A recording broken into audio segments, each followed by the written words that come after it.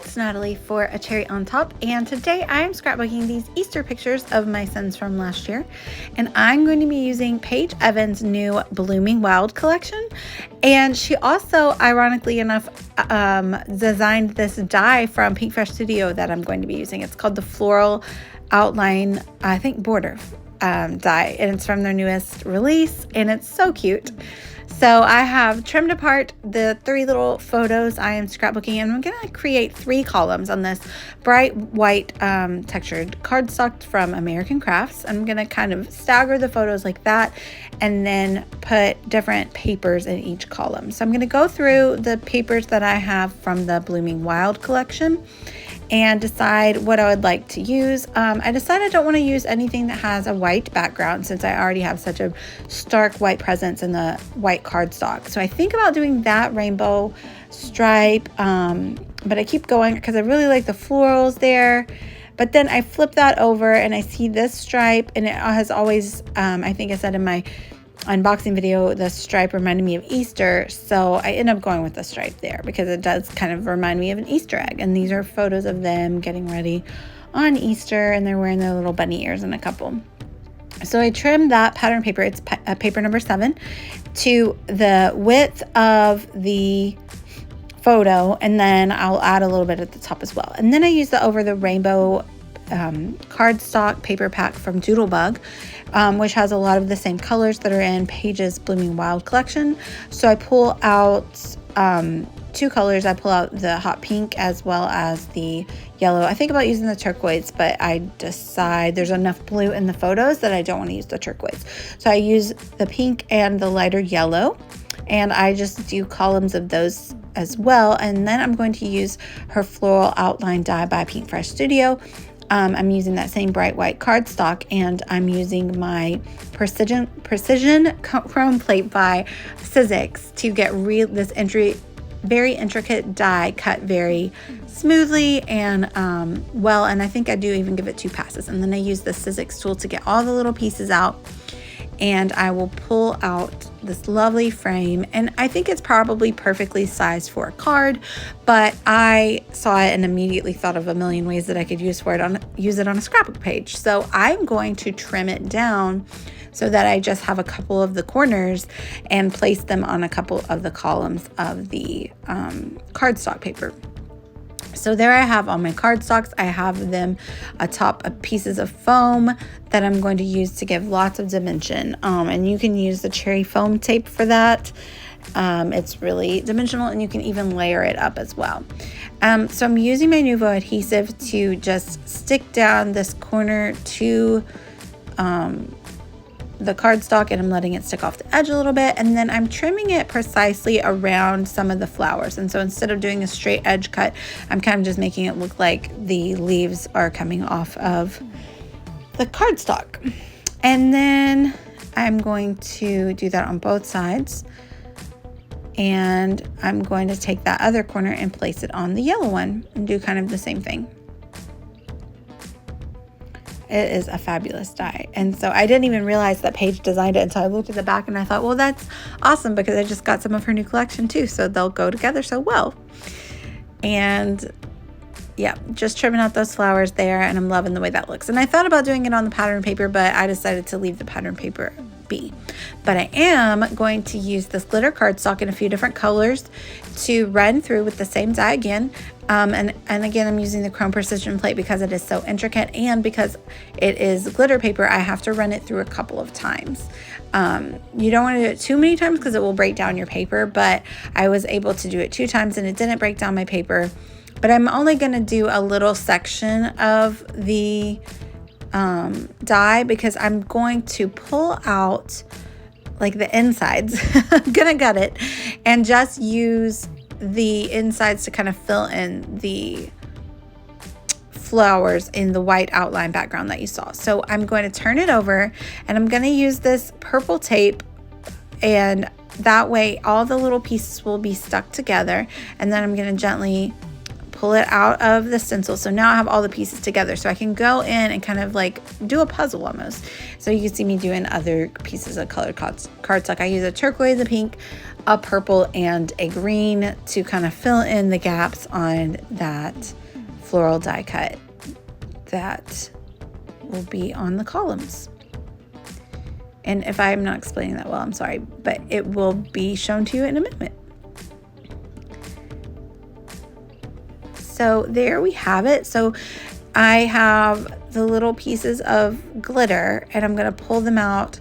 Like the circles will go into the matching circles of the insides of the flowers, and I will just use like a jewel picker to pick those up and place them gently in there, and then my Nuvo adhesive. And then so for the pieces that are sticking off of the cardstock, I'll just add a little bit of white cardstock behind it, so you won't be able to tell once I fill it in with the glitter, but that way it can sit within. I thought I was going to use those other couple of little pieces, but I actually end up changing my mind, and I only use the 2 white pieces that are already stuck down to the pink and yellow cardstock. So there I'm using my jewel picker to kind of place the glitter cardstock and stick it down there. And I'm not going to fill it all in. You could fill it all in. That would be very time consuming. I just filled in a few gaps, and just it helped to spread the color around the page, kind of bring out some of the colors from the pattern paper, and add sparkle as well, which of course I love. And that purple tape is, I think, from Alton New, and it is supposed to be able to like hold your dies onto your papers without ripping them, and so it's really perfect for holding in the pieces together when you pull them out of the die as well. Inlays, I think that's the word that you use, the inlays. So there I am backing that cut file with just a little piece of, I say cut file, it's a die cut, but it is similar to the cut files that Paige loves to do, and that I definitely use a lot of. She offers them for free a lot of times on her Facebook page. So I think that's why I liked this and gravitated towards it so much, because I'm already used to using her Facebook cut files. But I just backed it with a little bit of additional cardstock so that I could use it to add in some glitter onto that flower. And I zoomed in so you could see these little tiny dots. It was a little fussy, and this is another reason that I didn't fill in every little gap of all the flowers, but a few gaps were all that we needed to add that little bit of color and sparkle. There it is, the final product, and I'm really happy with how that looks. It's super cute. So now we're going to start putting the page together. The cardstock are again on foam bits. I'm going to use the foam also to be layers. So I'm going to open, am I going to open that? I'm going to open the ephemera pack. It's the floral ephemera from Blooming Wild, and then I'm going to figure out which flowers I want to use and where I would like to place them.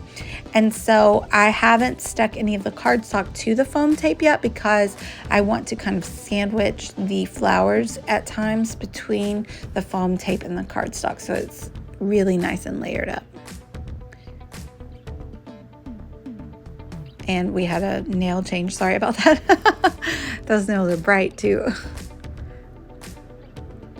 And I'm gonna add a little bit of twine here, just to jazz up the cardstock that is not containing any die cut.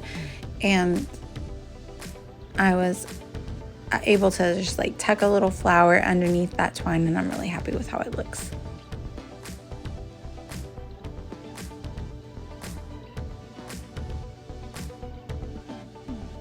Messing with it a little bit. The twine always like takes me a few minutes to tie the perfect bow and everything, so I usually edit that out. Oh, these are from Paige's, I think her last collection, or the one before that. I think it was called Splendid, but it's these fabulous like rainbow colored alphas. They also have gold ones, but they're just itty bitty, which are perfect, but they perfectly match this collection as well. So she tends to go for the same color palette a lot. So I was able to pull those out of my stash and use them for the title, which is going to be Easter Wishes and Bunny Kisses.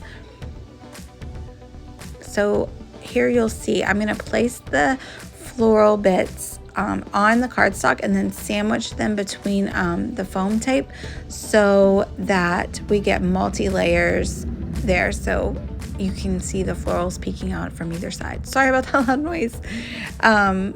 We're sitting really close to the road right now, so Lots of motorcycles going down.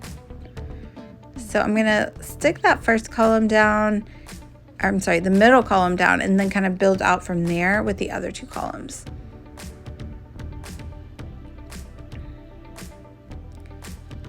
And then I do a combination of the adhesive, like the liquid adhesive, and then the sticky tape to get those foam bits to stick down really nicely. But if you use the cherry tape, then of course that's double-sided foam. I think you'll probably need a couple layers of that to make it pop up this much, but that's totally doable. And when you stick the foam to another piece of foam tape, it is very sticky. It will not come loose, so that's good. So there I have another piece of twine. I'm just kind of making sure that I fold up the floral die cuts so that they give that dimension I'm looking for. They're not smushed down. And I think we're getting close to being done, just because with all of the color and then the glitter bits and the die cut, as well as all of the floral layered embellishments, we don't really need much more. Because of all the glitter, I didn't think that I needed to add in any sequins or flat back gems, which I do like to add sometimes. So yeah, I think we're getting it done. Make sure to check out the blog today over on Cherry on Top, because they will have all the still shots of this layout, and there'll be like a little step-by-step of how I used it, as well as all the products that I used. And I'll link down below us also with my affiliate link if you want to go grab any of Paige's new collection. I highly recommend it. The stencil is not part of her collection. It is a collaboration that she did with Pink Fresh Studio. But I think as the last time I checked, it was still in the store too. And after using it, I can definitely say I highly recommend it. It is so cute, and you can use it in so many different ways on scrapbook pages, on cards, and probably so much more. Home decor. Maybe I'll make that a series where I use different dyes and in multiple different ways. That could be fun, right? Yeah. So just sticking down those florals with tape.